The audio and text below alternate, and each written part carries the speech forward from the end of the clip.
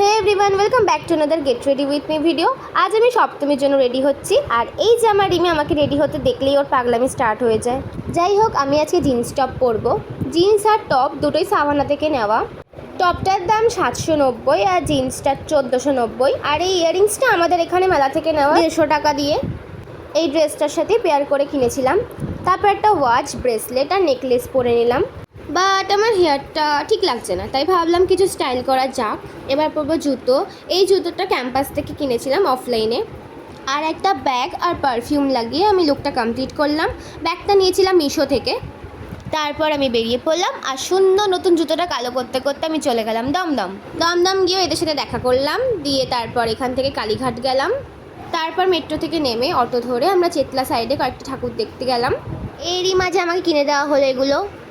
তো কটা ঠাকুর হলো সবার দেখা? মাত্র দুটো, থিম প্যান্ডেল। আর আপনার কটা হলো ভাই তোর?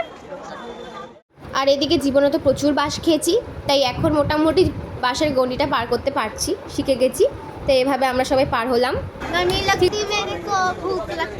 তারপর আমরা পেট পুজো করতে চলে গেলাম তন্দুর হাউস, যেটা আছে কালীঘাটে। বাট সেখানেও তো একটা লম্বা লাইন, তো লম্বা লাইনের পর একটু ওয়েট করতে করতে আমরা ফাইনালি ভেতরে যেতে পারলাম।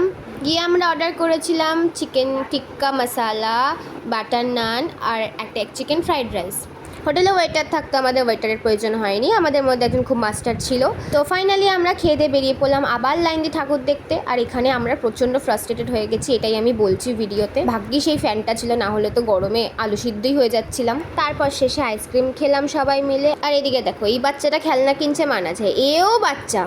আর অন্যদিকে ত্রিধারার লাইনটা দেখো জাস্ট। তারপর আর পারলাম না, বাড়ি চলে এলাম ফাইনালি। ডিনারে করলাম মিক্স ফ্রাইড রাইস, আলুর দম, চিকেন পকোড়া। তো এই ছিল আমার সপ্তমী। দেখা হচ্ছে পরের ভিডিওতে। আজকের জন্য টাটা।